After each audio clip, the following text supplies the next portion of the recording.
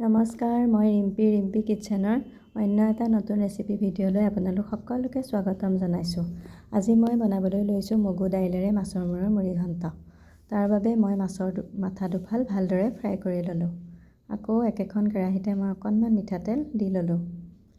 তেলখিনি ভালদৰে গৰম হোৱাৰ পাছত মই অকণমান গোটা জিৰা আৰু 2টা শুকান জলকীয়া, 2খিলা তেজপাত দি ভালদৰে ভাজি ল'লোঁ। আপোনালোকে ৰেচিপিটো চাই ভাল পালে এটা কমেণ্ট কৰিবলৈ নাপাহৰিব। আৰু এনেদৰে যদি মাছৰ মুড়িঘণ্ট বনাই খোৱা নাই, আপোনালোকে এবাৰ বনাই খাব, নিশ্চয় ভাল পাব। এতিয়া ইয়াতে কাটি ৰখা অকণমান পিঁয়াজ দি ল'ম। এইখিনি ভালদৰে ৰঙা হোৱালৈকে ভজাৰ পাছত মই ইয়াতে খুন্দি ৰখা অকণমান আদা, নহৰু আৰু এটা কাটি ৰখা বিলাহী দি ভালদৰে এইখিনি ভাজি ল'ম। আপোনালোকে মোৰ চেনেলটো যদি ছাবস্ক্ৰাইব কৰা নাই, ছাবস্ক্ৰাইব কৰি ল'ব বুলি আশা কৰিলোঁ। এইখিনি ভালদৰে ভাজি লৈ মই ইয়াতে অকণমান সৰু চামুচেৰে 1 চামুচ গোটা জিৰা আৰু সোৱাদ অনুসৰি হালধি পাউডাৰ দি ভালদৰে অকণমান পানী দি ভালদৰে এইখিনি ভাজি ল'ম, যাতে মছলাখিনি কেৰাহীত লাগি নধৰে, সেইবাবে মই অকণমান পানী দি লৈছোঁ।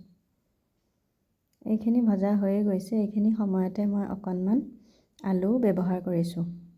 আপোনালোকে আলু ব্যৱহাৰ নকৰিলেও হ'ব। মই ভাল পাওঁ বাবে অকণমান আলু দি দিছোঁ। আৰু ইয়াতে এতিয়া নিমখ, সোৱাদ অনুসৰি নিমখ দি লৈছোঁ।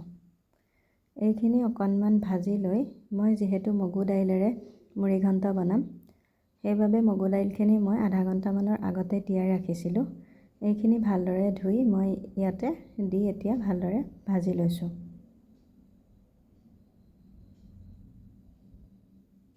এইখিনি ভালদৰে ভাজি হোৱাৰ পাছত মই ইয়াতে অলপমান গৰম পানী দি দিছোঁ।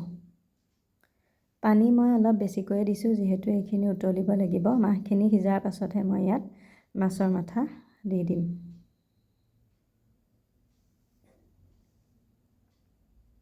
এখন ঢাকন মাৰি দিছোঁ, যাতে সোনকালে সিজে মাছখিনি। এয়া সিজিছেই মাছখিনি। আৰু অলপ সিজাৰ পাছতহে মই ইয়াতে মাছৰ মাথা দুফাল দি দিম।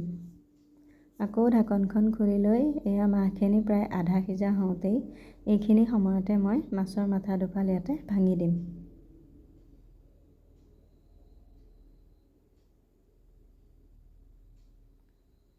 এনেকৈ মাথা দুফাল ভাঙি দি মই উতলিবৰ বাবে অলপ দেৰি ৰাখি দিম।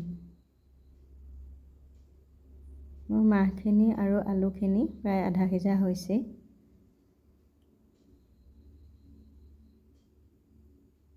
যিহেতু মুড়িঘণ্ট হয়, সেইবাবে মই বেছি পাতল নকৰোঁ, ডাঠেই কৰিছোঁ।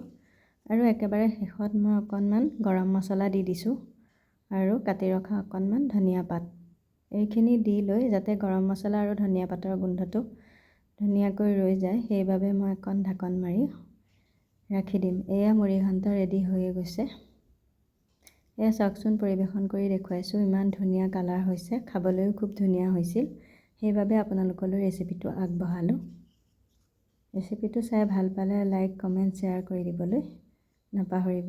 আজিলৈ আহিছোঁ। ভিডিঅ'টো শেষলৈকে চোৱাৰ বাবে বহুত বহুত ধন্যবাদ।